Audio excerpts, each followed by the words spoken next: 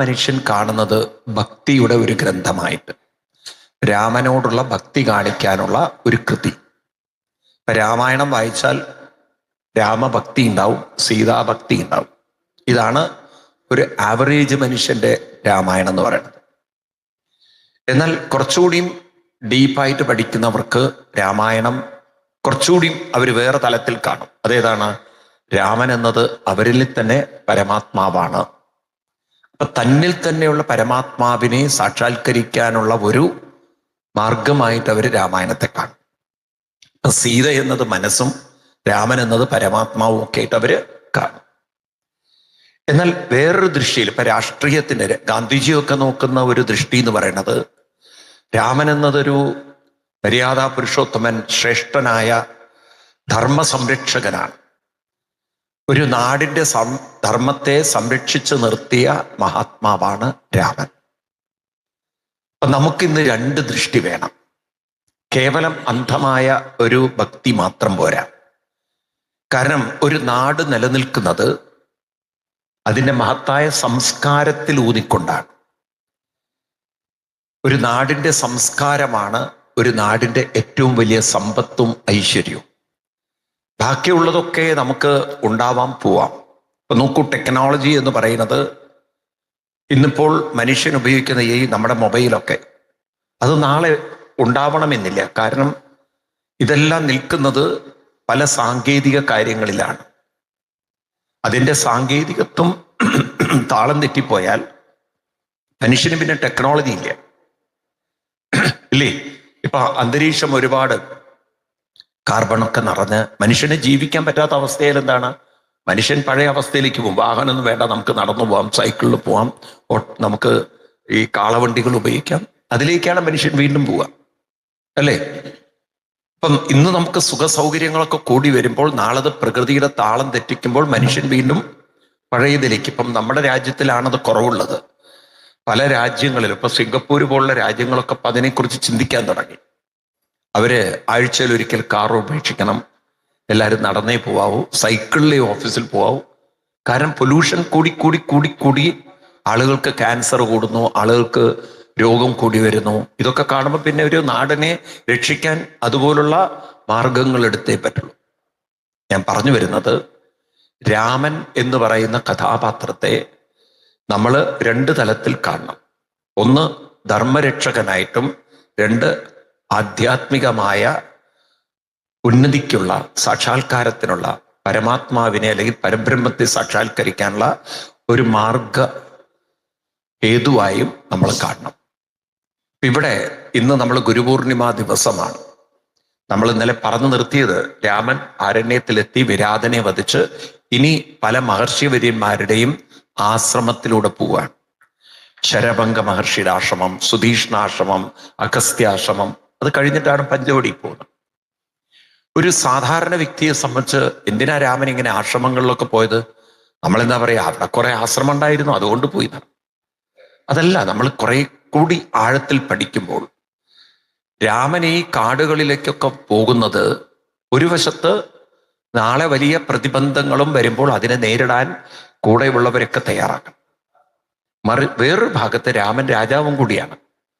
അപ്പോൾ ഒരു രാജ്യത്തിന്റെ സംസ്കൃതിയെ താളം തെറ്റിക്കുന്ന കുറെ രാക്ഷസ സംസ്കാരങ്ങൾ ഇതിനകത്തുണ്ട്. അതിനെ തുടച്ചു മാറ്റിയിട്ടില്ലെങ്കിൽ അത് അവരവരുടെ സംസ്കാരത്തെ തകർത്ത് കളയും. അപ്പം ഭാരതത്തിന്റെ ഉജ്ജ്വലമായ അദ്വൈത സംസ്കാരത്തെ, വേദാന്ത സംസ്കാരത്തെ, ആധ്യാത്മിക സംസ്കാരത്തെ നിലനിർത്തുന്ന ഋഷിവര്യന്മാർക്ക് അതിനെ നശിപ്പിക്കുന്ന യാഗങ്ങളെയും യജ്ഞങ്ങളെയും ഹോമങ്ങളെയും ഒക്കെ നശിപ്പിക്കുന്ന കുറെ രാക്ഷസന്മാര് ഈ കാടുകളിൽ അങ്ങനെ ഒളിച്ചും പാത്തുരിക്കുന്നുണ്ട്. ഈ ഒരു കാര്യമുണ്ടല്ലോ, നമ്മൾ പല ഒരു കാര്യങ്ങളിലൂടെ നോക്ക്. നമ്മുടെ ഭാരതത്തിനൊക്കെ ഈ വീക്ഷണം ഉണ്ടായിരുന്നു. ഇവിടെ ഒരു സനാതന ധർമ്മമുണ്ട്, സംസ്കാരമുണ്ട്. ഈ സംസ്കാരം നിലനിർത്തണം എന്ന് ഗാന്ധിജിക്ക് ആഗ്രഹം ഉണ്ടായിരുന്നു, അംബേദ്കർക്ക് ആഗ്രഹം ഉണ്ടായിരുന്നു. എന്നാൽ പിന്നീട് വന്ന ഒരു കോൺഗ്രസിന്റെ ഒക്കെ ഒരു ചിന്താഗതികളിൽ അവരെന്ത് വെച്ചാൽ, ഇന്ദിരാഗാന്ധിയൊക്കെ വന്നപ്പോഴാണ് അതിൽ മതേതരത്വം എന്നുള്ളൊരു വാക്ക് ചേർത്തത്. സത്യത്തിൽ ഈ മതേതരത്വം എന്നുള്ളത് നമ്മുടെ ശാപമാണ്. ഇത് രാക്ഷസന്മാര് കയറിപ്പറ്റിയതാണ് നമ്മുടെ ഭാരതത്തിന്റെ ഭരണഘടനയിൽ. ഈ മതേതരത്വം എന്നുള്ള വാക്ക് ഒരു രാക്ഷസ വാക്കാണത്. അത് നമ്മുടെ ഭാരതത്തിന്റെ വാക്കല്ല. അത് നമുക്കത് മാറ്റിയെടുക്കേണ്ടതുണ്ട്. നമ്മുടെ വാക്ക് മതേതരത്വമല്ല, നമ്മുടെ വാക്ക് ആധ്യാത്മികത്വം എന്നാണ്. രാമായണത്തെ വിളിക്കുക അധ്യാത്മശാസ്ത്രം എന്നാണ്. ഭാഗവതം ഒരു അധ്യാത്മമാണ്. ഈ അധ്യാത്മം എന്ന് പറയുന്നത് വ്യക്തിയെ, അവനവന്റെ ഉള്ളിലുള്ള വ്യക്തിയെ നമ്മൾ ഓരോരുത്തരെയും എന്താക്കുകയാണ്, പൂർണ്ണതയിലേക്ക് എത്തിക്കുന്നതാണ് അധ്യാത്മം. മതേതരത്വം എന്ന് പറഞ്ഞാൽ അന്ധവിശ്വാസമാണ്. മതവിശ്വാസം അന്ധവിശ്വാസമാണ്. മരണാനന്തരം സ്വർഗമുണ്ട് എന്നുള്ളത് അന്ധവിശ്വാസമല്ലാതെ അതിൽ എന്തുണ്ട്? അപ്പൊ നമുക്ക് മതേതരത്വമില്ല, നമുക്കുള്ളത്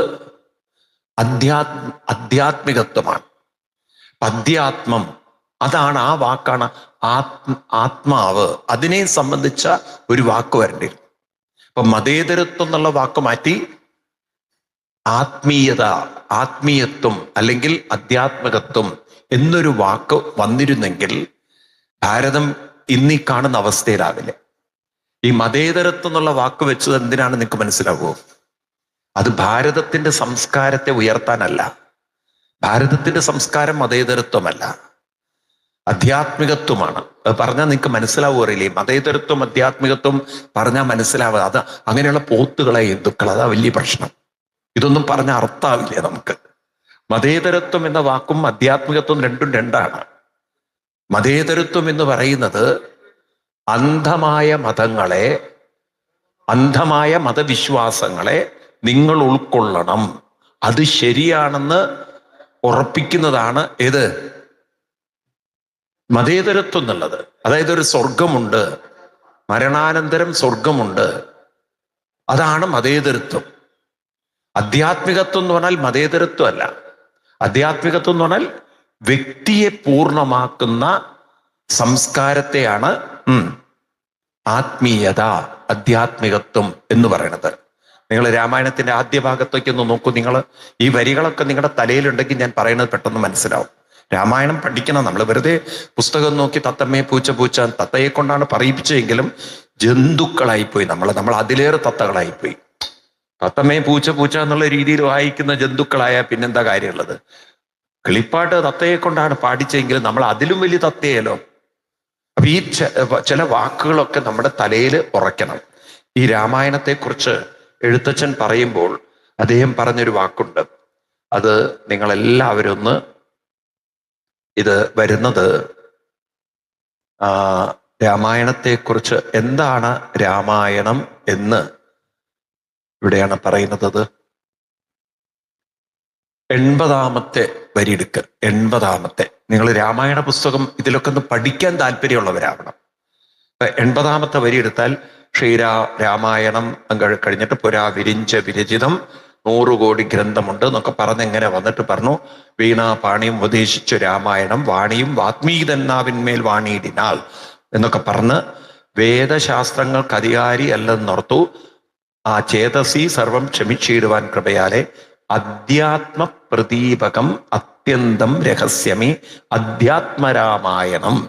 ഈ അധ്യാത്മം എന്ന വാക്ക് എന്താണ്? വാക്ക് അധ്യാത്മം. അധ്യാത്മം എന്ന് പറഞ്ഞാൽ എന്താ അർത്ഥം? നമുക്കത് അറിയില്ല വാക്കിന്റെ അർത്ഥം. അതല്ലേ നമ്മൾ ജന്തുക്കളായി പോയത്. അധ്യാത്മം എന്ന് പറഞ്ഞാൽ ആത്മാവിനെ സംബന്ധിച്ച്. അപ്പൊ മനുഷ്യന്റെ പൂർണ്ണതയിലേക്ക് എത്തിക്കാനാണ് അധ്യാത്മം. അപ്പൊ നമ്മൾ അധ്യാത്മ സംസ്കാരമുള്ളവരാണ്. ജീവാത്മാവിനെ പരമാത്മാവാക്കുന്ന, മനസ്സിലായില്ലേ? ബ്രഹ്മത്വത്തിലേക്ക് ഉയർത്തുന്ന സംസ്കാരത്തെയാണ് എന്തു പറയാ? അധ്യാത്മ സംസ്കാരം അല്ലെങ്കിൽ ആത്മീയത. അവിടെ നിന്ന് നമ്മളെ നേരെ ഏതിലേക്ക് കൊണ്ടുപോയി? മതേതരത്വത്തിലേക്ക് കൊണ്ടുപോയി. മതേതരത്വം എന്ന് പറഞ്ഞാൽ എന്താണ്? മതേതരത്വം എന്ന് പറഞ്ഞാൽ മരണാനന്തരം ഒരു സ്വർഗമുണ്ടെന്നും നിങ്ങൾ ആ മതത്തിൽ വിശ്വസിച്ചാൽ ദൈവം നിങ്ങളെ സ്വർഗത്തിലേക്ക് കൊണ്ടുപോകുന്നുള്ളതാണ് മതേതരത്വം. അപ്പൊ നോക്കൂ എവിടെയാണ് ഈ ഫിൽട്രേഷൻ വന്നത് എന്ന്. അപ്പൊ ഒരു അധ്യാത്മ സംസ്കാരമുള്ള നാട്ടിൽ അന്ധവിശ്വാസത്തിന്റെ മതത്തെ കുത്തിത്തിരുകി അങ്ങനെ ഒരു നമ്മുടെ സംസ്കാരത്തിന്റെ തേജസ് കെടുത്താൻ വേണ്ടി ഉപയോഗിച്ച വാക്കാണ് ഏത്? ഈ മതേതരത്വം എന്നുള്ളത്. വാസ്തവത്തിൽ കാട്ടിൽ രാക്ഷസന്മാര് കയറി പറ്റിയതുപോലെയാണ് ഭരണഘടനയിൽ ഏത് കയറിയത്? ഈ മതേതരത്വം എന്നുള്ള വാക്ക് കയറിയത്. ഗാന്ധിജി ഉപയോഗിച്ച വാക്കല്ലത്. ഗാന്ധിജിക്ക് അറിയില്ല എങ്ങനെ ഒരു വാക്ക്. കാരണം ഗാന്ധിജി ആധ്യാത്മികത്വം പറഞ്ഞ ആളാണ്. ഇത് പിന്നീടാണ് ഉണ്ടായത്. അപ്പൊ ഈ രാമായണത്തിലൂടെ നമ്മൾ കടന്നു പോകുമ്പോണ്ടല്ലോ, ഒരു മഹത്തായ സംസ്കാരത്തിന്റെ ചൈതന്യത്തെ കെടുത്താൻ വേണ്ടി മറ്റൊരു സംസ്കാരം അടിച്ചേൽപ്പിക്കുമ്പോൾ ആ സംസ്കാരത്തെ തുടച്ചു നീക്കേണ്ടത് ഭാരതീയരുടെ ഉത്തരവാദിത്തമാണ്. അതാണ് രാമൻ കാട്ടിൽ പോയത്. രാമൻ കാട്ടിൽ പോയത് രണ്ട് കാര്യത്തിനാണ്. നിങ്ങൾ ഗീത എപ്പോഴും ഓർത്തു വയ്ക്കുക. പരിത്രാണായ സാധൂനം വിനാശായ ച ദുഷ്കൃതാം. അപ്പം ധാർമ്മികമായ ഭാരതത്തിന്റെ സംസ്കാരത്തെ കൊണ്ടു നടക്കുന്ന മഠങ്ങളെ അല്ലെങ്കിൽ അവിടുത്തെ ആശ്രമങ്ങളെ സംരക്ഷിക്കണം, ഋഷിവര്യന്മാരെ സംരക്ഷിക്കണം. പരിത്രാണായ സാധൂനാം. ഇനി എന്ത് ചെയ്യണം? ആ സംസ്കാരത്തെ നശിപ്പിക്കാൻ വേണ്ടി ആവും പാടും ശ്രമിക്കുന്ന രാക്ഷസ സംസ്കാരത്തെ ഇല്ലാതാക്കണം. വിനാശായ ച ദുഷ്കൃതാം. ധർമ്മ സംസ്ഥാപനാർത്ഥായ. ധർമ്മം സംസ്ഥാപിക്കണം. അപ്പൊ ഇപ്പോഴും നമ്മുടെ സംസ്കാരത്തിന്റെ ഇടയിൽ രാക്ഷസന്മാര് കയറിയിട്ടുണ്ടോ? ഭാരതത്തിന്റെ തനതായ സംസ്കാരത്തിന്റെ ഇടയിൽ രാക്ഷസന്മാര് കയറിയിട്ടുണ്ടോ? പറയൂ. ഈ ബോധം ജന്തുവിനില്ല. അതാണ് കഷ്ടം. തത്തയെപ്പോലെ പാടിപ്പോവാണ് രാമായണം. നമ്മളിൽ വലിയൊരു ഉത്തരവാദിത്വം നിക്ഷിപ്തമാണ്. നമ്മുടെ അധ്യാത്മ സംസ്കാരത്തെ നമുക്ക് തിരിച്ചു കൊണ്ടുവരാൻ പറ്റാതെ വരുമ്പോഴാണ് നമ്മുടെ വളർന്നു വരുന്ന കുട്ടികൾക്ക് ഇത് മനസ്സിലാവും. അവരിപ്പം മതേതരത്വം പറഞ്ഞുകൊണ്ടിരിക്കുകയാണ്. ഞാൻ നോക്കിയിരുന്നു കഴിഞ്ഞ ദിവസം ജലന്ധർ മന്ദിറിൽ നടന്ന ഈ സ്ട്രൈക്കൊക്കെ നോക്കുമ്പോണ്ടല്ലോ, അവര് പറയുന്ന മുദ്രാവാക്യങ്ങളൊക്കെ നോക്കിക്കഴിഞ്ഞാൽ നമുക്ക് തന്നെ വിഷമം തരും. അതായത് ഈ എന്താണ്, കാശ്മീരിന് സ്വാതന്ത്ര്യം കൊടുക്കുക. നോക്കൂ നിങ്ങൾ, എന്താ ഈ കുട്ടികളുടെ നീറ്റ് എക്സാമിനേഷനും കാശ്മീർ ഇതുമായിട്ട് ഇഷ്യൂ എന്താ ബന്ധമുള്ളത്? അതുപോലെ തന്നെ പണ്ട് CA സമരം ചെയ്ത സമയത്ത് കുറെ തീവ്രവാദികളെ പിടിച്ച് അകത്തിട്ടിരുന്നു. അവരെയൊക്കെ മോചിപ്പിക്കുക. കുട്ടികളുടെ സമരത്തിന്റെ പ്ലേ കാർഡാണ് വെച്ചിരിക്കുന്നത്. അപ്പൊ ഇതിനകത്തൊക്കെ ഭാരതത്തിന്റെ ഒരു സനതായ സംസ്കാരത്തെ താളം തെറ്റിക്കുന്ന കുറെ ചിന്തകളുള്ള രാക്ഷസന്മാരിപ്പോഴും ഉണ്ട്. ഈ നാട് നന്നാവാത്തതിന് കാരണം എന്താ അറിയോ? ഹിന്ദുക്കൾ ജന്തുക്കളായിപ്പോയി. ഹിന്ദുക്കൾ എങ്ങനെ ഹിന്ദുക്കളാക്കാന്ന് അറിയില്ല നമുക്ക്. ഭൂരിപക്ഷം ആളുകളും രാമായണം വായിച്ചു പോകുന്നവരായി. രാമായണത്തിലൂടെ വലിയൊരു ഉത്തരവാദിത്വം എന്നിൽ നിക്ഷിപ്തമാണ്. നമ്മുടെ അധ്യാത്മ സംസ്കാരത്തെ നമുക്ക് തിരിച്ചു കൊണ്ടുവരേണ്ടത്, നമ്മുടെ കുട്ടികളിലേക്ക് പറഞ്ഞ് മനസ്സിലാക്കേണ്ടത് എന്തിനാണ് രാമായണം, എന്താണ് രാമായണത്തിന്റെ ഉദ്ദേശ്യം, എന്താണിത് വായിക്കേണ്ടത്, എന്തിനാണിത് ഉൾക്കൊള്ളേണ്ടത്, അതുപോലെ തന്നെ നമ്മുടെ കർത്തവ്യം എന്താണ്. ഇതൊന്നും ഒരച്ഛനും അമ്മയ്ക്കും വലിയ പിടിയില്ല. നിങ്ങൾ ആലോചിച്ച് നോക്കൂ, നമ്മുടെ ഹിന്ദുക്കളുടെ ഒരു അവസ്ഥ ആലോചിച്ച് നോക്കൂ. മുസ്ലിങ്ങൾക്ക് അറ്റ്ലീസ്റ്റ് അവരെ ഖുർആൻ എന്തെങ്കിലും അറിയാം. ഇത് വെറുതെ തത്തമ്മേ പൂച്ച എന്നുള്ള രീതിയിൽ വായിച്ചു പോകുന്ന ഒരു കൃതിയാക്കി അത്ര അധപ്പതിപ്പിച്ചു പോയി നമ്മൾ. ഇനിയെങ്കിലും നമുക്ക് ഉയരണ്ടേ? ഇനിയെങ്കിലും ഉണരണ്ടേ? ഒരു ദീർഘമായ കാഴ്ചപ്പാട് വേണ്ടേ? അപ്പൊ അങ്ങനെ നമ്മൾ ചിന്തിക്കാൻ തുടങ്ങുമ്പോഴാണ് രാമൻ എന്തിനാ കാട്ടിപ്പോയത്? വെറുതെ ഒരു സമയം പാസ് ചെയ്യാൻ വേണ്ടി പോവല്ല. 14 വർഷം എന്തായാലും സമയമുണ്ട്, എന്നാ പിന്നെ കുറച്ചും കൂടി കറങ്ങിയിട്ട് വരാം എന്നുള്ളത്. ഇല്ലേ, അങ്ങനെ കറങ്ങാൻ പോയതല്ല രാമൻ. രാമന്റെ ഉള്ളിൽ ഈ ബോധമുണ്ട്. ഭാരതത്തിന്റെ സനതായ സംസ്കാരത്തെ, ധർമ്മത്തെ സംരക്ഷിക്കുകയും വേണം. ഭാരതത്തിന്റെ സംസ്കൃതിയെ അതിൽ നുഴഞ്ഞു കയറി അതിൽ കുത്തിരിപ്പുണ്ടാക്കി അതിനെ താളം തെറ്റിക്കുന്ന രാക്ഷസ സംസ്കാരങ്ങളെ തുടച്ചു നീക്കുകയും വേണം. ആ വാക്കുകൾ ഓർക്കുക. പരിത്രാണായ സാധൂനം വിനാശായ ച ദുഷ്കൃതം. ഇത് നമ്മളിൽ ഓരോരുത്തരിലും നിക്ഷിപ്തമാണ്. ഓരോ ഹിന്ദുവിലും ഇത് നിക്ഷിപ്തമാണ്. പക്ഷേ ഇതൊക്കെ അറിയുന്ന ഹിന്ദുക്കൾ വളരെ കുറവാണ്. എല്ലാവർക്കും വേണ്ടത് എന്താണ്? അമ്പലത്തിൽ പോവുക, ചന്ദനം തൊടുക, പായസവും കഴിച്ച് പോവുക, എന്നിട്ട് മറ്റുള്ളവന്റെ കുറ്റവും പറഞ്ഞ് കുറവും പറഞ്ഞ് അവരൊരിക്കലും നന്നാവരുത് എന്ന് വിചാരിക്കുന്ന ഒരു തരം അസൂയാലുക്കളായി, ദുഷ്ടബുദ്ധികളായി, സ്വാർത്ഥമതികളായി അങ്ങനെ നശിച്ചു പോവുകയാണ് ഹിന്ദുക്കൾ. അതുകൊണ്ടാണ് ഹിന്ദുമതം ഇത്ര അപജയം വന്നത്. അതിനൊരു മാറ്റം വരണം നമുക്ക്. എന്താണ് വേണ്ടത്? നമ്മളിലും ഒരു രാമൻ ഉണരണം. എന്താ നമ്മൾ ചെയ്യേണ്ടത്? ധർമ്മ സംസ്ഥാപനാർത്ഥായ. പറയൂ, എന്നെക്കൊണ്ട് നമ്മുടെ ധർമ്മത്തെ എത്രമാത്രം സംരക്ഷിക്കാൻ സാധിക്കും, എത്രമാത്രം എൻ്റെ ധർമ്മത്തെ മറ്റുള്ളവർക്ക് പറഞ്ഞ് മനസ്സിലാക്കാൻ സാധിക്കും. നമ്മുടെ കുട്ടികൾക്ക് മനസ്സിലാവണം, ഒരു ക്ഷേത്രവും അതുപോലെ തന്നെ ആചാരങ്ങളും അനുഷ്ഠാനങ്ങളും വായനകളൊക്കെ അധ്യാത്മ സംസ്കാരമാണ്. എന്താണ് ഞാൻ പറയാ? മതേതര സംസ്കാരമല്ല, ഇതിനെ വിളിക്കുന്നത് അധ്യാത്മ സംസ്കാരമാണ്. എന്താ അധ്യാത്മ സംസ്കാരം എന്ന് പറഞ്ഞാൽ? അത് ആദ്യം അറിയണം, എന്താ ഈ അധ്യാത്മം എന്നുള്ള വാക്കിന്റെ അർത്ഥം. അതല്ലേ നമുക്കറിയാതെ പോയത്. നമ്മൾ ഈ വെറുതെ പോത്തിനെ പോലെ അമ്പലത്തിൽ പോയി തൊഴുതു പോയി കഴിഞ്ഞാൽ എന്ത് അധ്യാത്മ നമുക്ക് മനസ്സിലാവാം. അധ്യാത്മം എന്ന വാക്കിനർത്ഥം അവനവന്റെ മനസ്സിനെ, ജീവാത്മാവിനെ അതിനെ പവിത്രമാക്കി, അതിനെ ഉയർത്തി, അതിനെ ഉണർത്തി, അതിനെ ആരാക്കണം? പരമാത്മാവിലേക്ക് എത്തിക്കാനുള്ള സാധന അനുഷ്ഠാനത്തിന്റെ പേരാണ് അധ്യാത്മം. അതിന് മെനക്കെടണം, അതിന് പ്രാർത്ഥിച്ചു പോയാൽ കിട്ടില്ല. അതിനാണ് ചില സാധനകൾ കൃത്യമായി അനുഷ്ഠിക്കേണ്ടത്. അതാരും പറഞ്ഞു തരുന്നില്ല, ആരും മനസ്സിലാക്കി കൊടുക്കുന്നില്ല. ഏത് അച്ഛനമ്മമാരാ മക്കൾക്ക് എന്തെങ്കിലും സാധനാനുഷ്ഠാനം പറഞ്ഞു കൊടുക്കുന്നത്? ഒരു ഒന്നും അറിയില്ലേ കുട്ടികൾക്ക്. ഇത് തൊഴുതു പോകാനുള്ള കേന്ദ്രങ്ങളാക്കി അമ്പലങ്ങൾ മാറി. അതുകൊണ്ടാണ് കുട്ടികൾ വരാത്തത്. നേരെ മറിച്ച് കുട്ടികൾക്ക് ഇതൊരു അധ്യാത്മ കേന്ദ്രമാണ്, ഇതെനിക്കുള്ളൊരു പരിശീലന കേന്ദ്രമാണ്. ഇപ്പൊ നോക്കൂ, കുട്ടികൾ രാവിലെ തന്നെ നിങ്ങൾ പാലക്കാട് പോയി നോക്കൂ, അവിടെ ഷട്ടിൽ കോർട്ടുകളുണ്ട്, അല്ലെങ്കിൽ ടെന്നീസ് കോർട്ടുകളുണ്ട്. അവിടേക്ക് എന്തിനാ ആൾക്കാർ പോകുന്നത്? അതിന്റെ ചന്തം നോക്കാനാണോ? തൊഴുതു പോകാനാണോ? അവര് രാവിലെ പോകുന്നത് അവരുടെ സ്പോർട്സ് ആക്ടിവിറ്റി പരിശീലിക്കാനാണ്. ആണോ? ആളുകൾ സ്വിമ്മിങ് പഠിക്കാൻ പോകണം. സ്വിമ്മിംഗ് പൂളിൽ എന്തിനാ പോണത്? വെറുതെ കണ്ടിട്ട് വരാനാണോ? അവര് നീന്തൽ പഠിക്കാൻ പോവാണ്. ഇതുപോലെ കുട്ടിക്കും മനസ്സിലാവണം, ഞാനൊരു ക്ഷേത്രത്തിൽ പോകുന്നത് എൻ്റെ മനസ്സിനെ, എൻ്റെ ജീവാത്മഭാവത്തെ ഉണർത്താനാണ്, ഉയർത്താനാണ്, പവിത്രമാക്കാനാണ്. അതിന് ഞാൻ ചില സാധനാനുഷ്ഠാനങ്ങൾ, മന്ത്രജപങ്ങൾ ചെയ്യേണ്ടതുണ്ട്. അതിൻ്റെ പേരാണ് അധ്യാത്മം.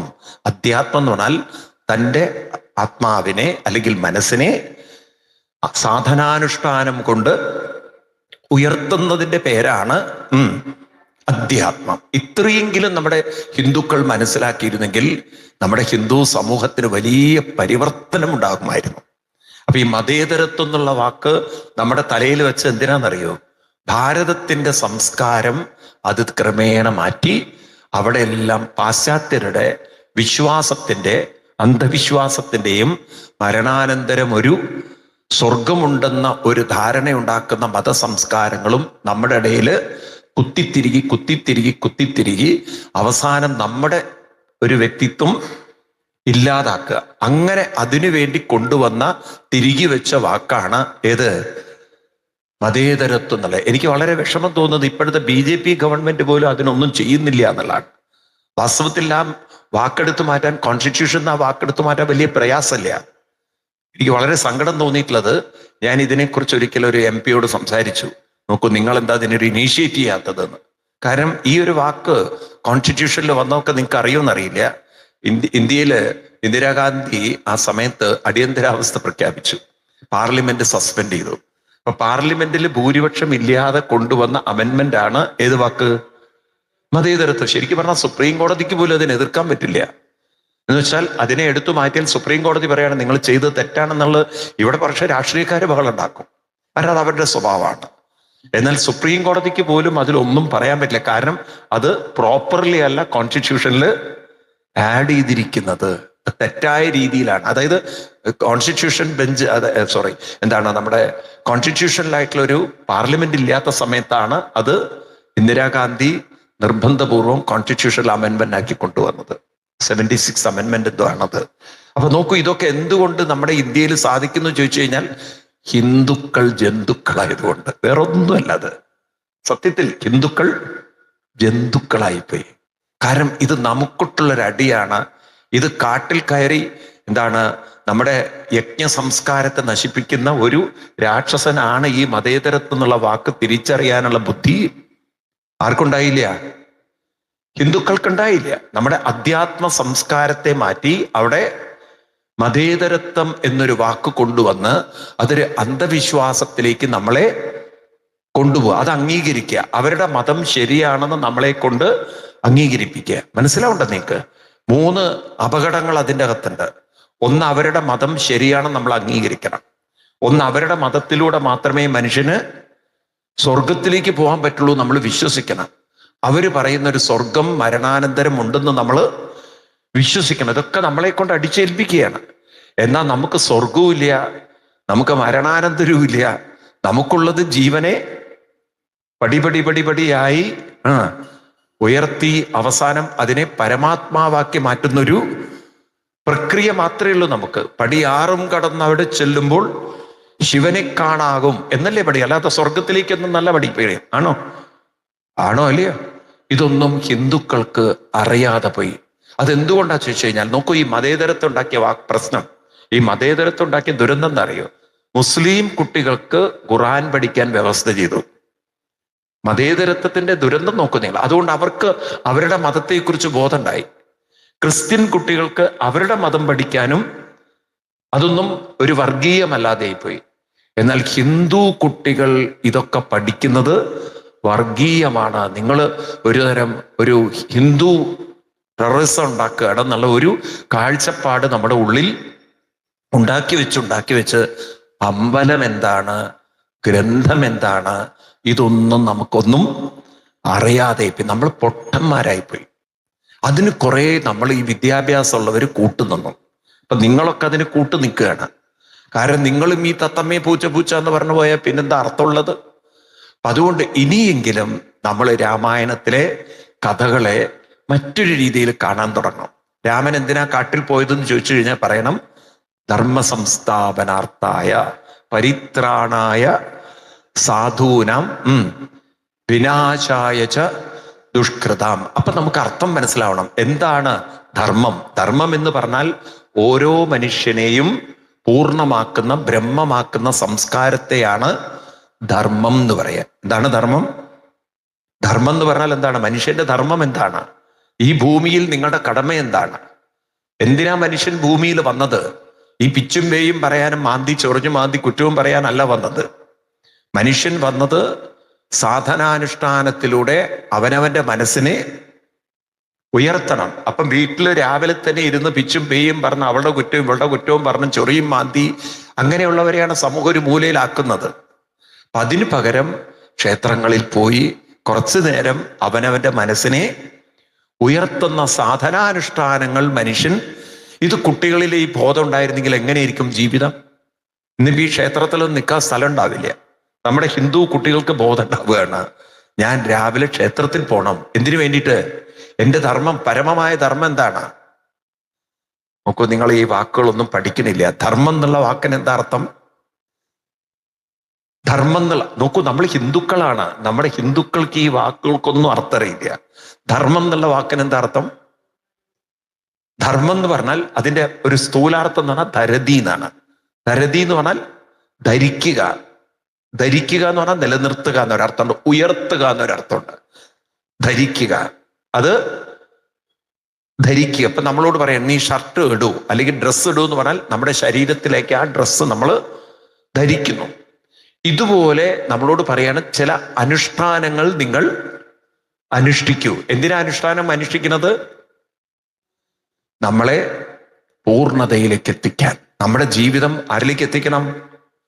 പരമാത്മാവിലേക്ക് എത്തിക്കാൻ. കാരണം ഞാനും നിങ്ങളും വന്നത് പരമാത്മാവിൽ നിന്ന്. ഈ ബോധം നമുക്കില്ല. നമ്മൾ വന്നിരിക്കുന്നത് പൂർണ്ണതയിൽ നിന്നാണ്. അപ്പൊ നോക്കൂ, ഒരു തുള്ളി വെള്ളം താഴോട്ട് വീഴുമ്പോൾ അതെന്തിനാ കടലിലേക്ക് പോകുന്നത്? കാരണം അത് കടലിൽ നിന്നാണ് നീരാവിയായി പോയത്. ഈ ബോധം നമുക്കുണ്ടാവണം.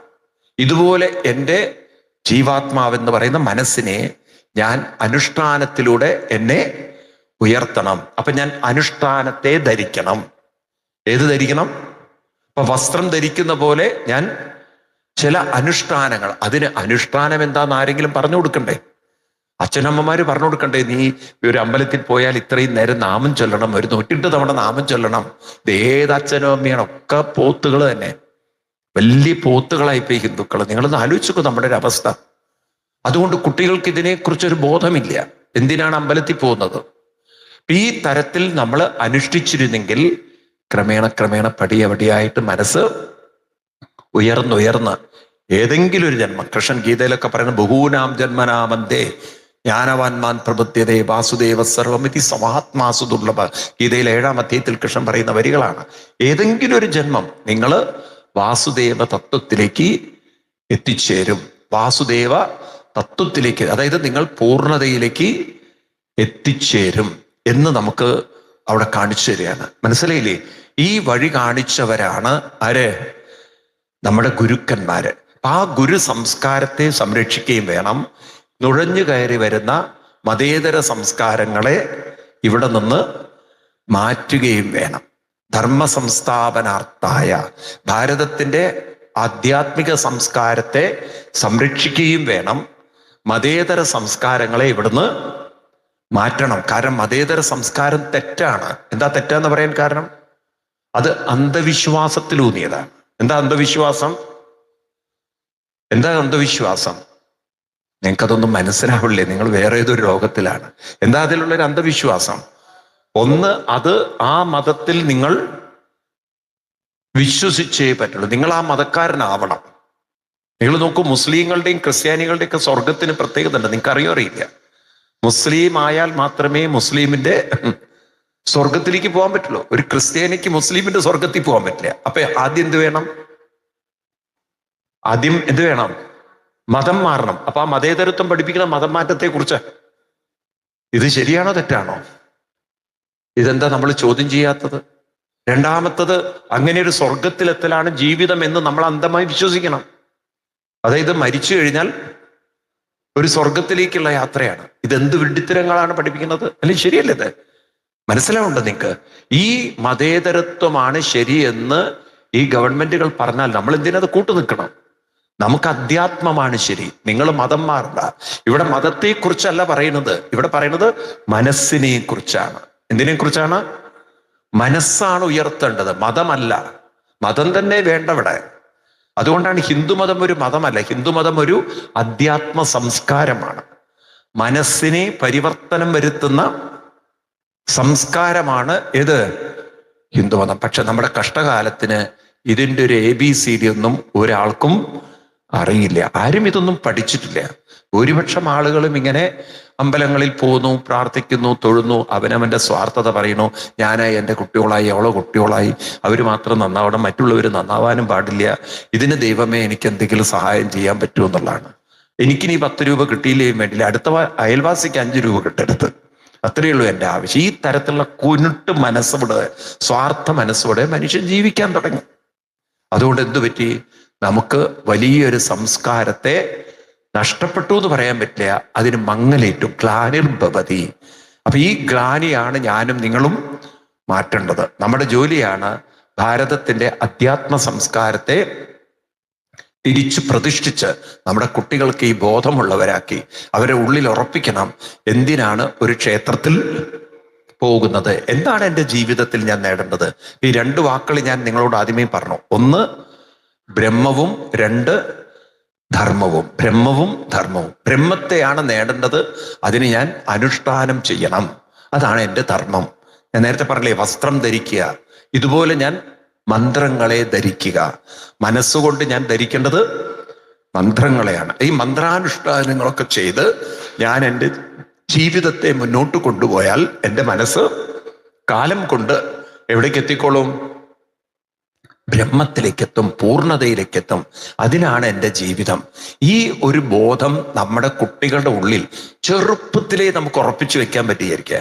പൂർണ്ണതയിൽ നിന്ന് വന്നു, നിങ്ങൾ തിരിച്ച് പൂർണ്ണതയിലേക്ക് എത്തേണ്ടവരാണ്. അതിന് പൂർണ്ണതയിലേക്ക് എത്തണമെങ്കിൽ നിങ്ങൾ മുന്നോട്ട് പോകണം. ഒരു തുള്ളി വെള്ളം കടലിലേക്ക് എത്തണമെങ്കിൽ എന്ത് വേണം? അവിടെ തന്നെ കെട്ടി നിന്നാൽ അത് കടലിലേക്ക് എത്തുമോ? എന്ത് ചെയ്യണം? ഒഴുകിക്കൊണ്ടേയിരിക്കണം, ചര ചെയ്ത്. ഇതുപോലെ നിങ്ങൾ മുന്നോട്ട്, അതായത് പൂർണ്ണതയിലേക്ക് എത്തണമെങ്കിൽ സാധന വേണം. അതിന്റെ പേരാണ്, മുന്നോട്ടുള്ള ഒഴുകലിന്റെ പേരാണ്, പറയൂ, സാധന. അപ്പൊ എന്താ സാധന എന്ന് പറഞ്ഞാല്? സാധന എന്ന് പറഞ്ഞാൽ എന്താണ്? ചില ജപങ്ങളെ, അനുഷ്ഠാനങ്ങളെ നമ്മൾ കൃത്യതയോടെ കൊണ്ടു നടക്കുക. അപ്പൊ അതൊരു പ്രതിജ്ഞ പോലെ. ഇപ്പൊ ഞാൻ 108 തവണ നാമം ചൊല്ലും, അല്ലെങ്കിൽ ഞാൻ ദിവസവും വിഷ്ണു സഹസ്രനാമം ചൊല്ലും, ഞാൻ ദിവസവും ലളിതാ സഹസ്രം. ഇതൊക്കെ സാധനയാണ്. നിങ്ങൾ അഷ്ടപതി പാടുന്നതും ഇതൊക്കെ സാധനയാണ്. ഞാനിതൊക്കെ ചെയ്യുന്ന എന്തിനു വേണ്ടിയിട്ടാണ്? എൻ്റെ മനസ്സിനെ പടിപടിയായി പൂർണ്ണതയിലേക്ക് എത്തിക്കുന്നതിന് വേണ്ടിയാണ്. ഈ ബോധം ഉള്ള ഒരു കുട്ടി അമ്പലത്തിൽ പോയാൽ എന്താ ചെയ്യുക?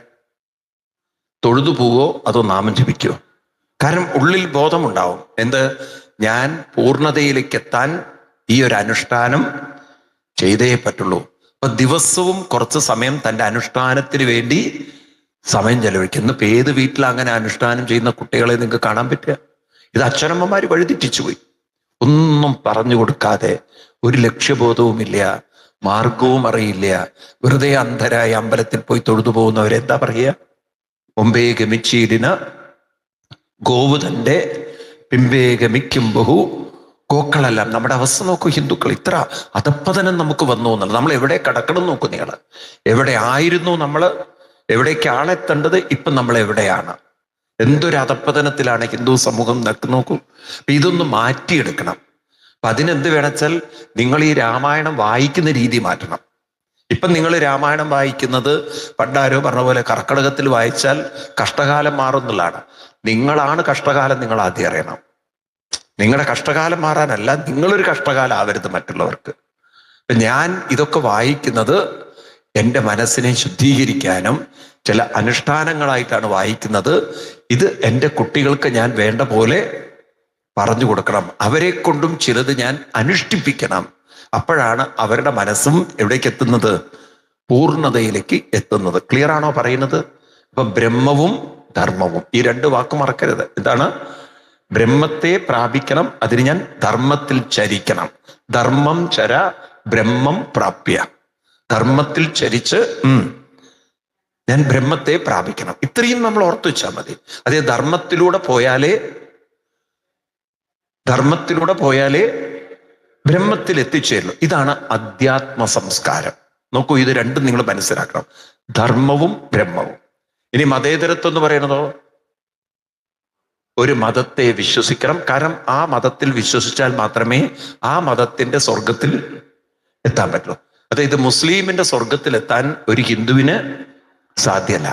അപ്പൊ അവിടെ ഒരു സ്വർഗമുണ്ട്, അത് മുസ്ലിങ്ങൾക്ക് മാത്രമേ ഉള്ളൂ. അപ്പൊ അവിടുത്തെ സ്വർഗത്തിൽ അവർ നോക്കും, എന്ത്, അവിടെ എൻട്രി ചെയ്യുന്ന സമയത്ത് നിങ്ങളുടെ ഈ കയ്യിലുള്ള ഈ പാസിൽ അവർ നോക്കും. എന്താ നോക്കുക? നിങ്ങൾ ഹിന്ദു ആണോ, ക്രിസ്ത്യാനിയാണോ, മുസ്ലിമാണോ? ഇതിൽ പരം അന്ധവിശ്വാസം വേറെ എന്താ ഉള്ളത്? മരിച്ചതിന് ശേഷം മനുഷ്യന്റെ മതം നോക്കുന്നു പറഞ്ഞാൽ ഇതൊരു അധപ്പതനല്ലേ? മനസ്സിലായില്ലേ നിങ്ങൾക്ക്? മരിച്ചുപോയ ഒരു ആത്മാവിന് മതം നോക്കിയിട്ടാണ് സ്വർഗത്തിലേക്ക് എൻട്രി എന്ന് പറഞ്ഞാൽ അത് അന്ധവിശ്വാസമാണോ അല്ലയോ? പറയൂ നിങ്ങള്. ഇതാണ് മതേതരത്വം എന്ന് പറയുന്നത്. എന്തൊരു അന്ധവിശ്വാസമാണ് പഠിപ്പിക്കുന്നത് നോക്കൂ.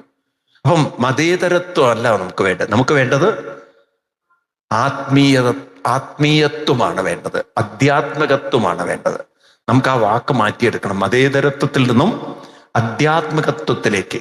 കാരണം ഭാരതത്തിന്റെ സംസ്കാരം മതേതരത്വ സംസ്കാരമല്ല, ഭാരതത്തിന്റെ സംസ്കാരം ആധ്യാത്മിക സംസ്കാരമാണ്. അപ്പൊ ആ ആധ്യാത്മിക സംസ്കാരത്തെയാണ് നമുക്ക് തിരിച്ചു കൊണ്ടുവരേണ്ടത്. ഇപ്പൊ രാമൻ ഇങ്ങനെ മഹർഷി വര്യന്മാരുടെ ആശ്രമത്തിലൂടെ കടന്നുപോയത് രണ്ട് കാര്യത്തിനാണ്. ഒന്ന്, ഭാരതത്തിന്റെ ആധ്യാത്മിക സംസ്കാരം നിലനിർത്തുന്ന ആ മഹർഷി വര്യന്മാരെ സംരക്ഷിക്കുക എന്ന് പറഞ്ഞാൽ ആധ്യാത്മിക സംസ്കാരത്തെ സംരക്ഷിക്കുകയും വേണം. അതിനെ താളം തെറ്റിക്കാൻ വന്ന, അതിനെ നശിപ്പിക്കാൻ വന്ന, അതിനെ മങ്ങലേൽപ്പിക്കാൻ വന്ന രാക്ഷസ സംസ്കാരത്തെ ഇല്ലാതാക്കണം. അപ്പൊ ഈ രാക്ഷസം എന്ന് പറഞ്ഞാൽ എന്താണ് അർത്ഥം? ഇന്ന് അതിന് കൊടുക്കേണ്ട അർത്ഥമാണ് മതേതരത്വം എന്നുള്ളത്. ഇന്നത്തെ രാക്ഷസൻ ആരാണ്? മതേതരമാണ് രാക്ഷസൻ. ഇന്നത്തെ ഈ ശരഭങ്കനും അതുപോലെ അഗസ്ത്യരുമാരാണ്? ആധ്യാത്മികത്വമാണ്. എന്താണ്? ആധ്യാത്മികത്വത്തിന്റെ പ്രതീകങ്ങളായ ഋഷിവര്യന്മാരെ സംരക്ഷിക്കുക, മതേതരത്വത്തിന്റെ പ്രതീകങ്ങളായ രാക്ഷസന്മാരെ ഓടിക്കുക, അതിനെ ഇല്ലാതാക്കുക. അത് ഓരോ ഹിന്ദുവിൻ്റെയും ധർമ്മമാവണം. അപ്പോഴാണ് രാമൻ ആരണ്യത്തിൽ പോയതിന്റെ അർത്ഥം നമുക്ക് മനസ്സിലാവുക. ഇത് മനസ്സിലാവാതെ നിങ്ങൾ തത്തമ്മേ പൂച്ച എന്ന് രാമായണം വായിച്ചത് കൊണ്ട് എഴുത്തച്ഛന്റെ തത്ത പോലും കരയും, ഇങ്ങനെ ദുർവിധി ആവരുതെന്ന്. എഴുത്തച്ഛന്റെ തത്തയ്ക്ക് കുറച്ചുകൂടി ഒരു ആധ്യാത്മിക ബോധമുണ്ട്. നമുക്ക് അത്രയും ഇല്ലാത്തൊരു തത്തകളായി നമ്മൾ മാറരുത്. മനസ്സിലായില്ലേ? അതുകൊണ്ട് കുറച്ചൊരു ഉള്ളറിവുള്ള ആളുകളായി നമുക്ക് മാറാനാവട്ടെ നമ്മൾ ഈ കഥകളൊക്കെ വായിക്കുന്നതും പഠിക്കുന്നതും.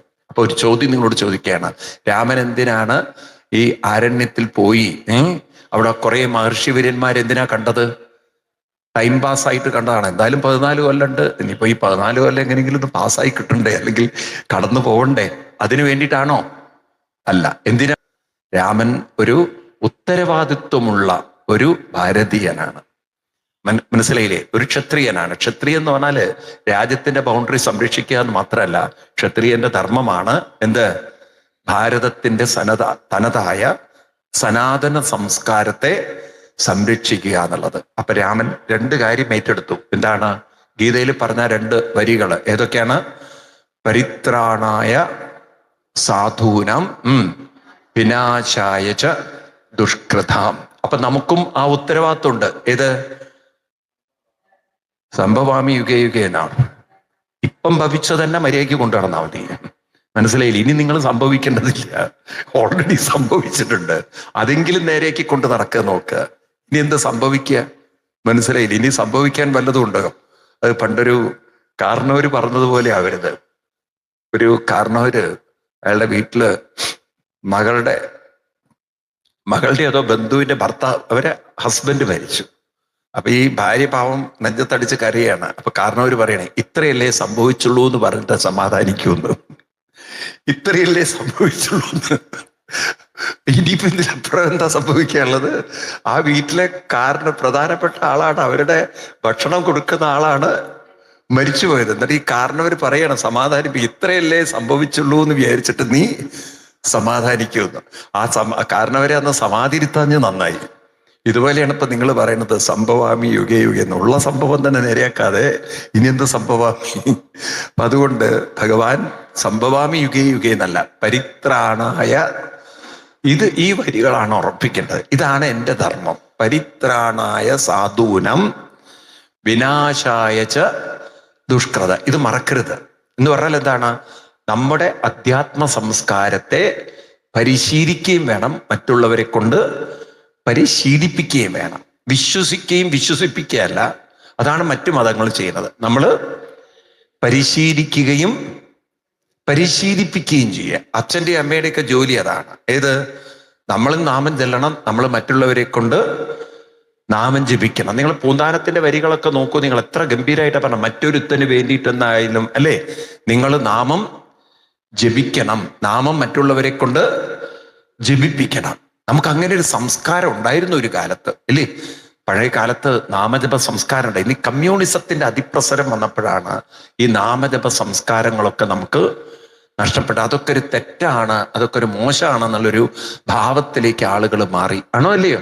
അല്ലെങ്കിൽ നല്ലൊരു നാമജപ സംസ്കാരം പഴയ കാലത്ത് ഓരോ വീടുകളിലും ഉണ്ടായിരുന്നു. അതൊക്കെ കളഞ്ഞു കുളിച്ചു. അതെന്താ കാരണം? കളഞ്ഞു കുളിക്കാൻ കാരണം അതുകൊണ്ട് എന്താണ് നേടേണ്ടത് എന്നൊരു ബോധം മനുഷ്യർക്ക് ഉണ്ടായിരുന്നില്ല. അപ്പൊ ആധ്യാത്മിക ജ്ഞാനം ഉണ്ടായിരുന്നില്ല, ഒരു സത്സംഗങ്ങൾ ഉണ്ടായിരുന്നില്ല. അപ്പൊ സത്സംഗം ഉണ്ടെങ്കിലേ നമുക്ക് അറിവുണ്ടാവുള്ളൂ. അപ്പൊ നമ്മൾ എന്തിനാ ഇതൊക്കെ ചെയ്യുന്നത്? ഈ അനുഷ്ഠാനങ്ങളൊക്കെ ചെയ്യുന്നത് എന്തിനാണ്? ബ്രഹ്മത്തെ പ്രാപിക്കാനാണ്. എന്തിനാ ബ്രഹ്മത്തെ പ്രാപിക്കുന്നത്? കാരണം ഞാൻ വന്നത് ബ്രഹ്മത്തിൽ നിന്നാണ്. അതിന് വല്ല തെളിവുണ്ടോ? പൂർണ്ണതയിൽ നിന്നേ അംശം വരുള്ളൂ. അംശം വീണ്ടും പൂർണ്ണതയിലേക്കേ പോവുള്ളൂ. ഏതുപോലെ? വെള്ളം ഒഴുകുന്നത് തന്നെ നോക്കിയാൽ മതി. ഒരു കടലിലെ പൂർണ്ണമായ കടലിൽ നിന്നും വരുന്ന നീരാവിയായി പോയി വീണ വെള്ളം തിരിച്ചത് കടലിലേക്ക് എത്തുന്നത് ഏതൊന്നിൽ നിന്നാണോ ഒരംശമായി വരുന്നത് തിരിച്ച്. ഇനിയിപ്പൊ അതും വിട്ടോളൂ. നമ്മുടെ ശരീരം അവസാനം മണ്ണിലേക്കാണ് പോകുന്നത്. കാരണം ഇത് വന്നത് മണ്ണിൽ നിന്നാണ്. നമ്മുടെ ഉള്ളിലുള്ള ശ്വാസവായു അന്തരീക്ഷത്തിലെ ശ്വാസത്തിലേക്കാണ്, അന്തരീക്ഷത്തിലെ വായുവിലേക്കാണ് പോകുന്നത്.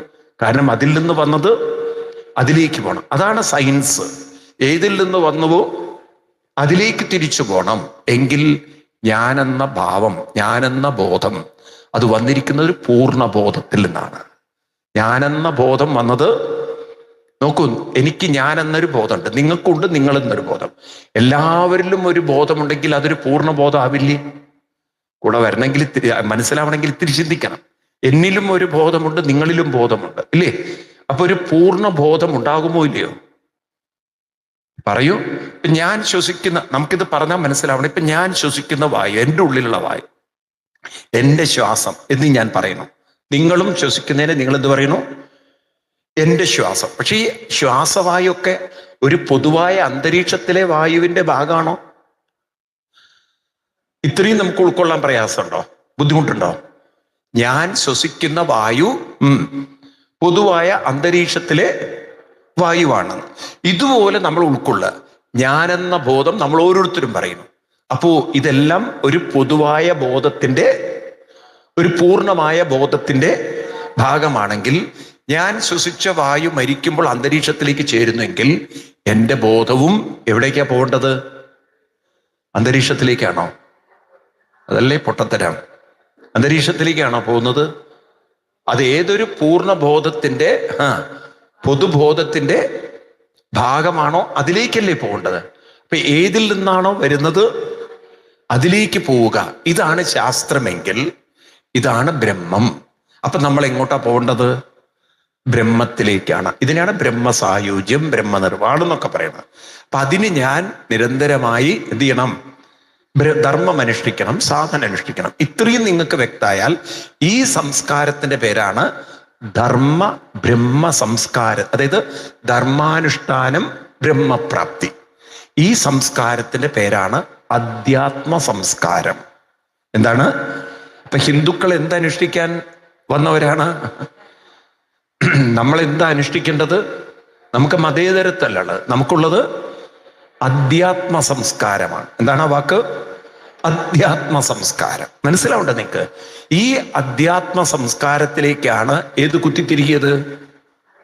മതേതരത്വം. മതേതരത്വം എന്ന് പറഞ്ഞാൽ ഒരു മതത്തിൽ വിശ്വസിക്കണം, ആ മതത്തിലുള്ളവർക്ക് മാത്രമേ ആ മതത്തിന്റെ സ്വർഗത്തിലെത്താൻ പറ്റുള്ളൂ എന്നുള്ളത്, അത് മതേതരത്വം അന്ധവിശ്വാസമാണ്. അപ്പൊ നമുക്ക് ഈ വാക്ക് ഇവിടെ നിന്ന് എടുത്തു കളയണം. അതാണ് നമ്മുടെ ഇവിടെ കയറി പറ്റിയ രാക്ഷസന്മാര്. മനസ്സിലായില്ലേ? രാമന്റെ കാലത്ത് വനത്തിൽ കയറിപ്പറ്റിയ രാക്ഷസന്മാരെ പോലെ ഇന്ന് ഇവിടെ കയറിപ്പറ്റിയ രാക്ഷസനാണ് ഏത് വാക്ക്? ഈ മതേതരത്വം എന്നുള്ള വാക്ക്. മനസ്സിലാവുണ്ടോ നിങ്ങൾക്ക് പറയുന്നത്? അപ്പൊ ഇവിടെ രാമൻ ശരഭംഗ മഹർഷിയെ കണ്ടു. അന്ന് ജീവിച്ചിരുന്ന ഒരു മഹാനായിരുന്നു. ആര്? ശരഭംഗൻ. അത്രയും തപസ്യായ ആ മഹാത്മാവിനെ രാമൻ കണ്ട്, അപ്പൊ രാമനോട് അപേക്ഷിച്ചത് എന്താണെന്നറിയാം? ഈ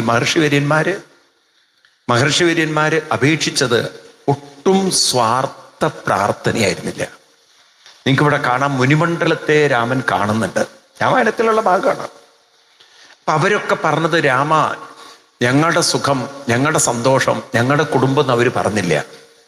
അവർ സ്വാർത്ഥതയല്ല പ്രാർത്ഥിച്ചത്, അല്ലെങ്കിൽ സ്വാർത്ഥതയല്ല അവർ പറഞ്ഞത്. അവർ പറഞ്ഞത് നമ്മുടെ സംസ്കാരത്തെ, അതിനെ നശിപ്പിച്ച് ഇവിടെ നമ്മളെ നശിപ്പിച്ചുകൊണ്ടിരിക്കുന്ന രാക്ഷസ സംസ്കാരത്തെ അവിടുന്ന് ഇല്ലാതാക്കണം, എങ്കിലേ നമ്മുടെ സംസ്കാരം നിലനിൽക്കുള്ളൂ. രാമന് കാണിച്ചു കൊടുത്തു. ഒരു വലിയൊരു കുന്നും മലയൊക്കെ കാണിച്ചു കൊടുത്തു. രാമൻ ആ കുന്നൊക്കെ കണ്ടപ്പോൾ ചോദിച്ചു, ഇതെന്താ ഇവിടെ? ഈ എന്താണ് ഈ മാംസം വിൽക്കുന്ന സ്ഥലത്തുണ്ടല്ലോ, ഇതിൻ്റെയൊക്കെ എല്ല് കൂട്ടിയിടുന്ന പോലുള്ള ഒരു സംഭവം. ഇപ്പൊ രാമൻ വിചാരിച്ചു ഇവിടെ മാംസ വിൽപ്പനയൊക്കെ ഉണ്ടോന്ന്. അങ്ങനെയുള്ളൊരു സ്ഥലത്താ കാണിച്ചു കൊടുത്തത്. പറഞ്ഞു, ഇത് മാംസ വിൽപ്പനയല്ല, ഇതെല്ലാം രാക്ഷസന്മാര് കൊന്ന് കഴിച്ച ആളുകളുടെ ആ മാംസമൊക്കെ കഴിച്ചതിൻ്റെ അവശിഷ്ടമാണ് ഇത് ഈ കാണുന്നത്. അപ്പൊ ആ എല്ലും കൂടാരും വലിയൊരു കുന്നുപോലെ വെച്ചിരിക്കുകയാണ്. മനസ്സിലായില്ലേ? അന്ന് പിന്നെ എല്ലുപൊടി ഫാക്ടറി ഇല്ലാത്തത് കൊണ്ട് ഇത് കൊണ്ടുപോയിട്ട് പ്രോസസ് ചെയ്തിട്ടില്ല. ഇന്നിപ്പോ നമുക്ക് കൂടെ എല്ലുപൊടി ഫാക്ടറിയിലേക്കാണ് പോകുന്നത്, അല്ലേ? അത്രയും മനുഷ്യരുടെ കൂമ്പാരമാക്കി വെച്ചിരിക്കുന്ന എല്ലിൻ കൂടാരം. അപ്പൊ രാമൻ പ്രതിജ്ഞ ചെയ്തു, എന്ത്? നമ്മുടെ സംസ്കാരത്തെ, നമ്മുടെ ധർമ്മത്തെ നശിപ്പിക്കാനായി കച്ചകെട്ടിയിരിക്കുന്ന രാക്ഷസ സംസ്കാരത്തെ ഞാൻ തുടച്ചു നീക്കുന്നുള്ളത്. അപ്പൊ രാമന്റെ വരവിന്റെ ലക്ഷ്യം അതാണ്. അപ്പൊ നമുക്കും അങ്ങനെ ഒരു ലക്ഷ്യമുണ്ടാവണം. ധർമ്മത്തെ അനുഷ്ഠിക്കുകയും ധർമ്മത്തെ അനുഷ്ഠിപ്പിക്കുകയും അതിനെ സംരക്ഷിക്കുകയും അതിനെതിരായി വരുന്ന രാക്ഷസ സംസ്കാരത്തെ അത് തെറ്റാണെന്ന് പറയാനുള്ളൊരു ആർജവം ഓരോ ഹിന്ദുവിനും ഉണ്ടെങ്കിലല്ലോ ഈ മതേതരത്വമൊക്കെ എന്നോ ഇവിടുന്ന് പോയിട്ടുണ്ടാവും. ഹിന്ദു സംസ്കാരം വളരെ കെട്ടുറപ്പുള്ളതായിട്ട് ഇവിടെ നിന്നിട്ടുണ്ടാവും. മനസ്സിലായില്ലേ? അതിന് നമ്മൾ കുറച്ച് ആർജവത്തോടെ ചിന്തിക്കേണ്ടതുണ്ട്, മനസ്സിലാക്കേണ്ടതുണ്ട്, ഉൾക്കൊള്ളേണ്ടതുണ്ട്. അപ്പം അതിനാണ് നമ്മൾ രാമായണത്തെ പഠിക്കുന്നതും മനസ്സിലാക്കുന്നതും ഉൾക്കൊള്ളുന്നതും. അപ്പം ഇതിൻ്റെ കൂടുതൽ ഭാഗങ്ങളിലേക്ക് നമുക്ക് പിന്നീട് പോവാം. കാരണം ഇന്ന് ഈ നമ്മുടെ സ്വാമി കൃഷ്ണാത്മാനന്ദജി ഇവിടെ വന്ന് ചേർന്നിട്ടുണ്ട്. ഞാൻ കണ്ടു അദ്ദേഹം അമ്പലത്തിൽ പോയത്. അപ്പം ഇന്നാണെങ്കിൽ നമുക്ക് ഗുരുപൂർണിമ ദിവസമായതുകൊണ്ട് അദ്ദേഹത്തിന് നേരത്തെ പോകണമെന്ന് പറഞ്ഞു. അപ്പം അദ്ദേഹത്തിൻ്റെ സമയക്രമത്തെ ബുദ്ധിമുട്ടിക്കാതെ ഈ ഒരു ഗുരുപൂർണിമ പ്രോഗ്രാം അതിൻ്റെ പൂർണ്ണതയിലെത്തിക്കാൻ സ്വാമിജി വന്നിട്ടുണ്ടെങ്കിൽ നമുക്ക് തുടങ്ങാമായിരുന്നു. ഇവർ ഇവിടെ പോയി. അപ്പോൾ നമ്മൾ ഗുരുപൂർണിമ ചടങ്ങിലേക്ക് നമ്മൾ കിടക്കുകയാണ്. അതിനുശേഷം നമുക്ക് രാമായണ കാപ്പിക്കും പിന്നെ അടുത്ത സെഷനിൽ രാമായണത്തെ കൂടുതൽ കാണാം. ഇവിടെ ഈ ഒരു ഭാഗം നിങ്ങൾ വളരെ ഗൗരവത്തോടുകൂടി മനസ്സിലാക്കി വെക്കേണ്ട ഒരു ഭാഗമാണ് ഞാൻ പറഞ്ഞത്. കേവലം രാമായണം വായിച്ചു പോകരുത്. നമുക്കിന്നും രാക്ഷസന്മാരുണ്ട്. രാക്ഷസന്മാർ പോയി എന്ന് വിചാരിക്കരുത്. ഇന്നിപ്പോൾ രാക്ഷസന്മാരെന്ന് പറയുന്നത് മനുഷ്യരൂപത്തിൽ ഇവിടെ അങ്ങനെ നമ്മുടെ സംസ്കാരത്തെ നശിപ്പിക്കാനായിട്ട് മറ്റ് സംസ്കാരങ്ങൾക്ക് കൂടുതൽ വളവും ഒക്കെ കൊടുക്കുന്ന ആളുകളാണ്. പെട്ടെന്ന് അവർ രാക്ഷസൻ എന്ന് പറഞ്ഞാൽ നിങ്ങൾ വിചാരിക്കരുത് ഒരു കറുത്ത നിറവും ഭീകര രൂപവും കൊമ്പം മീശയും മനസ്സിലായില്ലേ വലിയ ചക്ക പോലത്തെ പല്ലും ഇങ്ങനെയൊക്കെയുള്ളൊരു വികൃത ജീവിയായിട്ട് നമ്മൾ രാക്ഷസരെ കാണരുത്. രാക്ഷസൻ എന്ന് പറഞ്ഞാൽ സാക്ഷര സംസ്കാരത്തിനെ എതിർക്കുന്നവനാണ് രാക്ഷസന്മാർ. ആ വാക്കിൻ്റെ അർത്ഥം തന്നെ അങ്ങനെയാണ്. സാക്ഷര സംസ്കാരത്തെ എതിർക്കുന്നവനാണ് രാക്ഷസൻ.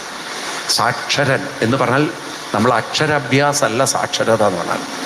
സാക്ഷര എന്ന വാക്കിൻ്റെ അർത്ഥം ഇന്ന് നമ്മൾ കേരളത്തിൽ ഇതൊക്കെ ഉണ്ടല്ലോ വളരെ ഒരു സൂപ്പർഫിഷ്യൽ ലെവലിലാണ് ഉപയോഗിക്കുക. സാക്ഷരൻ എന്ന് പറഞ്ഞാൽ ഈ ലിറ്ററേറ്റ് എന്നുള്ള വാക്കാണ് ഉപയോഗിക്കുക. അയാൾ സാക്ഷരനാണ്.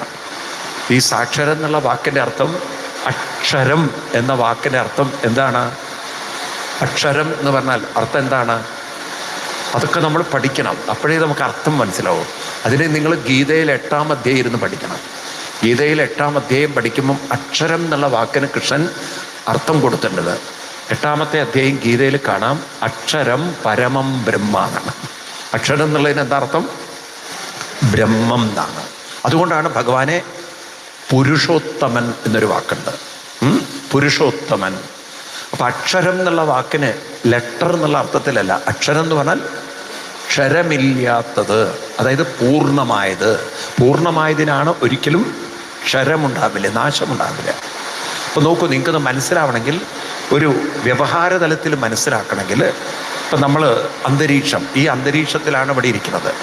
ഇവിടെ കുറേ ചന്ദനത്തിരി നമ്മുടെ തിരുമേനി കത്തിച്ചു. അപ്പം ചന്ദനത്തിരി കത്തിക്കുമ്പോൾ ഇതിൻ്റെ അകത്ത് നല്ലോണം എന്തുണ്ടാവും? ചന്ദനത്തിരിയുടെ വാസന ഉണ്ടാവും. ഇനി അത് പോയിട്ട് അവിടെ കുറേ കുപ്പ കൊണ്ടുപോയിട്ടുണ്ട് എന്ന് വിചാരിക്കുക. കുറേ പൂജ ചെയ്തതിൻ്റെയും മറ്റും പാലിൻ്റെയും ഒക്കെ കുപ്പ കൊണ്ടുപോയിട്ടുണ്ട്. കുറേ കഴിഞ്ഞാൽ എന്ത് വരും? പാല് കേട് വന്നാൽ എന്താ വരിക? ദുർഗന്ധം. ആ കാറ്റ് ഇതിൻ്റെ അകത്തേക്ക് അടിച്ചു. അപ്പം ഇതിൻ്റെ അകത്ത് എന്ത് സ്മെല്ലാണ് ഉള്ളത്? ദുർഗന്ധമാണുള്ളത്. നോക്കൂ നിങ്ങൾ, ഈ അന്തരീക്ഷത്തിൽ ദുർഗന്ധം ഉണ്ടോ? ശരിക്കും അന്തരീക്ഷത്തിൽ സുഗന്ധമുണ്ടോ? അന്തരീക്ഷത്തിൽ സുഗന്ധം തന്നെ നിന്നിരുന്നെങ്കിൽ ദുർഗന്ധം വരില്ലായിരുന്നു. അപ്പൊ അന്തരീക്ഷത്തിൽ സുഗന്ധവുമില്ല, അന്തരീക്ഷത്തിൽ ദുർഗന്ധവുമില്ല. എന്നാൽ അന്തരീക്ഷത്തിന് സുഗന്ധത്തെയും എടുക്കാൻ പറ്റും, ദുർഗന്ധത്തെ. ഇതുപോലെയാണ് ബ്രഹ്മം, ഇതുപോലെയാണ് ബോധം. അതിനേത് നല്ല ചിന്തകളെയും എടുക്കാൻ പറ്റും, ഏത് വേണ്ടാത്ത ചിന്തകളെയും എടുക്കാൻ പറ്റും. അപ്പൊ ചിന്തകളെ എടുക്കുന്ന ബോധമാണ് ബ്രഹ്മം. അപ്പൊ അക്ഷരം എന്ന് പറഞ്ഞാൽ ബോധം, നാശമില്ലാത്തത്. അപ്പൊ സാക്ഷരം എന്ന് പറഞ്ഞാൽ ആരാണ്? ആ അക്ഷരത്തിലേക്ക്, ബ്രഹ്മത്തിലേക്ക് ഉയർന്നവനെയാണ് എന്തു പറയാ? സാക്ഷരൻ. അപ്പൊ ബ്രഹ്മത്തിലേക്ക് ഉയരാൻ പരിശ്രമിക്കുന്നവരൊക്കെ സാക്ഷരന്മാരാണ്. അപ്പൊ സാക്ഷരൻ എന്ന് പറഞ്ഞാൽ ആരർത്ഥം? ബ്രഹ്മത്തിലേക്ക് ഉയരാനായി പരിശ്രമിക്കുന്ന സാധകന്മാരെയാണ്, അനുഷ്ഠാനം ചെയ്യുന്നവരെയാണ് സാക്ഷരൻ. അതിന് എതിരായി പ്രവർത്തിക്കുന്നവരെയാണ് രാക്ഷസൻ എന്ന് പറയുക. സ്വർഗത്തിലേക്ക് നയിക്കുന്നവര് രാക്ഷസന്മാരും ബ്രഹ്മത്തിലേക്ക് നയിക്കുന്നവര് സാക്ഷരന്മാരും. അപ്പൊ ഏത് സംസ്കാരം നിലനിൽക്കേണ്ടത്? ഏത് സംസ്കാരം നിലനിൽക്കേണ്ടത്? സാക്ഷര സംസ്കാരം, ബ്രഹ്മത്തിലേക്ക് നയിക്കുന്ന സംസ്കാരം നിലനിൽക്കണം. ഏത് മാറണം? രാക്ഷസ സംസ്കാരം. എന്താ രാക്ഷസൻ എന്ന് പറഞ്ഞാൽ?